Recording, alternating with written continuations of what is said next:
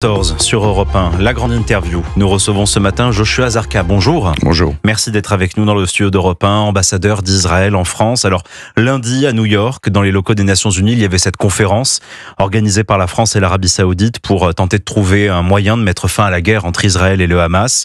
Pour le gouvernement français, l'acte 1, c'est l'engagement de Paris à reconnaître un État de Palestine. Une nouvelle capitale s'est engagée, sous conditions également, c'est Londres également. Israël considère-t-il toujours la France et le Royaume-Uni comme des pays alliés ? Les populations françaises et les populations... Parlons de la France. Les Français sont des amis d'Israël, oui. La France, le gouvernement français aujourd'hui est un gouvernement avec lequel nous avons énormément de différences. Il y a une reconnaissance de la France, de l'État palestinien. Franchement, moi je ne reconnais pas la France. C'est-à-dire ? C'est pas la première fois que l'annonce a été faite. Emmanuel Macron. Non, ce n'est pas la première fois que l'annonce a été faite. Mais il vient dans les pas de Jacques Chirac, de Nicolas Sarkozy, de François Hollande. C'est pas à nous qu'il faut convaincre qu'on doit vivre en paix avec les Palestiniens. Nous avons proposé aux Palestiniens à quatre occasions la création d'un État. C'est les Palestiniens qui l'ont rejeté, c'est l'autorité palestinienne qui l'a rejeté. Et donc, ce que nous essayons de faire, c'est de créer les conditions qui mèneraient à la paix. Créer cette atmosphère de paix. Forcer l'autorité palestinienne à enseigner à ses enfants ce qu'est la paix, ce qu'est de vivre en paix avec les Israéliens. Pas leur enseigner les mathématiques en disant « vous tuez 3 juifs et 2 juifs, combien vous en avez tué en tout ?»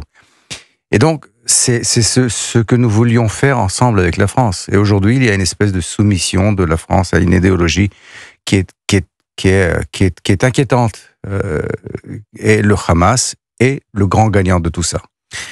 Il va y avoir la semaine prochaine un voyage diplomatique organisé par les chefs de la diplomatie française, britannique, allemande. Au vu de ces récents engagements, il faut s'attendre à une dégradation des relations entre nos pays. Vous savez, c'est pas une question de dégradation. Encore une fois, c'est pas la dégradation de relations entre nos deux pays, parce que les relations entre les deux pays sont beaucoup plus importantes que les relations entre les gouvernements. Mais ça va être de plus en plus difficile pour le gouvernement français de jouer un rôle actif, de jouer un rôle au Moyen-Orient quand Israël participe à certaines choses. Parce qu'il faut qu'il y ait une certaine confiance. Et aujourd'hui, je ne peux pas dire que cette confiance règne. Mais même le président américain, qui est l'un des principal soutien du gouvernement israélien, parle, en voyant les images, de véritables famines. Ce sont les mots qu'il emploie. D'après ce que je vois à la télévision, disait Donald Trump, je dirais que ses enfants ont l'air très affamés.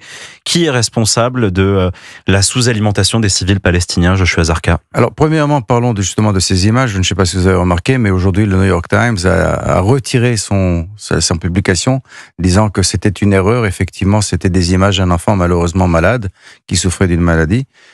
Qui donc donnait cet effet de famine. Vous savez, il y a des 950 camions et des milliers de tonnes de nourriture qui attendent à être distribuées sur la bande de Gaza. Et le fait qu'il y a des organisations onusiennes qui ne le font pas, ils sont déjà à l'intérieur de la bande de Gaza. Mais il y a des organisations onusiennes qui, au lieu de distribuer cette aide humanitaire, de la farine, du riz, des couches, de la nourriture pour bébés, etc., préfèrent de ne le pas faire en disant qu'ils voudraient le faire en collaboration avec la police palestinienne de Gaza, ce qui n'est autre que le Hamas. Alors vraiment, qui est responsable pour cela? C'est tout d'abord le Hamas. C'est tout d'abord le Hamas qui, au lieu de distribuer l'assistance humanitaire, l'a volée et l'a revendée pour s'enrichir. Et ce que nous avons essayé de faire, c'est de trouver moyen de distribuer l'assistance humanitaire directement à la population palestinienne. Et là, franchement, nous avons été aidés par les Américains, mais il y a d'autres pays comme la France et d'autres qui, au lieu de critiquer, d'avoir une politique de critique sans vraiment rien faire, auraient pu essayer de trouver une solution pour nous aider à distribuer directement cette assistance humanitaire, et rien n'a été fait. À part justement une politique de critique qui mène en fin de compte à cette reconnaissance. Et les 40 tonnes d'aide humanitaire qui vont être larguées, parachutées vendredi, c'est normal que la France fasse ça et peut se le permettre ? Nous l'avons demandé, nous avons invité tous les pays à le faire. Nous avons invité la Jordanie, les Émirats et tous les pays qui peuvent le faire, parce que nous voulons justement trouver une solution à ce besoin, disons, de la population gazaoui, qui est prise en otage par le Hamas. L'armée israélienne a diffusé une vidéo hier où justement on voit lors d'une distribution alimentaire des hommes armés, probablement membres du Hamas, en train de tenir à distance la population alors qu'ils sont juchés sur un camion d'aide humanitaire. Est-ce que ces images-là vont contraindre Israël à cesser ces pauses temporaires, ces pauses humanitaires que vous avez décidé en début de semaine? Non, mais ça prouve bien d'abord que le Hamas et cette organisation, c'est l'organisation qui justement volait l'assistance humanitaire, est responsable de ce problème qui a été créé à Gaza. Mais ce que nous allons faire, c'est faire en sorte que le Hamas ne puisse pas s'enrichir en vendant l'aide humanitaire, simplement en distribuant plus d'aide humanitaire directement à la population. Le problème, c'est que le Hamas, d'un côté, vole l'aide humanitaire et de l'autre côté, tire sur les Gazaouis qui osent aller essayer de recevoir cette assistance directement sans payer des taxes au Hamas. Le Premier ministre israélien met la pression sur le Hamas. Il refuse de négocier. On va renvoyer nos soldats occuper la bande de Gaza. C'est des mots de Benjamin Netanyahou. On a vu aussi cette vidéo diffusée par la ministre de l'Innovation qui parle de Gaza Riviera, un deuxième épisode. Également une réunion, une conférence qui s'est tenue à la Knesset intitulée La Riviera à Gaza, du rêve à la réalité. Est-ce que vous redoutez un enlisement de la guerre au point de devoir occuper de nouveau la bande de Gaza? Alors, il faut commencer par les faits. Ceux qui ont rejeté l'assistance, rejeté le cessez-le-feu, c'est le Hamas pour la 4e fois. Et donc, effectivement, le Premier ministre a dit on doit trouver une alternative à ce refus par le Hamas, et il est possible que cette alternative soit, encore une fois, l'utilisation de la force militaire. Ce n'est pas ce que nous voulons. Ce que nous voulons, c'est que nos otages soient libérés immédiatement. Ce que nous voulons, c'est la fin de cette guerre terrible. Et pour cela, il faut que le Hamas l'accepte. Et le Hamas ne l'accepte pas. Alors, des déclarations, qu'elles soient françaises, qu'elles soient anglaises ou autres, qui font pression sur Israël, sont totalement mal placées. Ce qu'il faut faire, c'est justement faire pression sur le Hamas pour qu'ils acceptent les différentes offres de cessez-le-feu qui ont été faites jusqu'à présent, et le Hamas le refuse complètement, catégoriquement. Pour ce qui est des déclarations de différents ministres, vous savez, je ne peux pas, bien sûr, qualifier ces déclarations d'une façon ou d'une autre, mais tout ce que je peux dire à ce sujet, c'est que ces déclarations ont un but de politique intérieure plutôt qu'autre chose. Et s'il n'y a pas d'issue politique au conflit avec le Hamas, est-ce que le plan d'une occupation de la bande de Gaza est sur la table? Ça n'a jamais été le plan. Une occupation pour débarrasser du Hamas et ressortir. Nous n'avons jamais eu l'intention de reconquérir la bande de Gaza pour y rester. Ce n'est pas du tout le cas, ce n'est pas du tout notre intention. Nous sommes sortis d'une façon unilatérale, nous avons déraciné des milliers et des milliers, des dizaines de milliers de personnes de leur maison, pas pour revenir et occuper encore une fois et repeupler la bande de Gaza. Non, pas du tout. La bande de Gaza appartient aux Gazaouis, et c'est à eux que ça va rester. Mais ce sera à eux aussi de s'autogérer, ce sera à eux de décider de ce qu'ils vont en faire. Et nous avons mis certaines conditions. Et ces conditions sont que ce ne sera pas le Hamas et ce ne sera pas l'autorité palestinienne tant qu'elle n'est pas réformée et qu'elle n'essaye pas vraiment d'œuvrer pour la paix, et pour l'instant elle ne le fait pas. Est-ce que il est temps, un moment peut-être, de reconnaître certaines erreurs qui ont été menées dans la stratégie israélienne à Gaza ou pas? Vous savez, des enquêtes vont être faites, parce qu'après chaque guerre, on vérifie exactement ce qui a été fait, et cette guerre est une guerre terrible. Il n'y a pas de guerre sans erreur. Vous savez, des erreurs ont été faites partout, dans chaque guerre, que ce soit la guerre qui avait été menée à Raqqa par les Anglais, la France et les États-Unis, où quelque chose comme 900 000 personnes ont été tuées. Des erreurs sont faites, des erreurs ont été faites pendant ces 2 dernières années.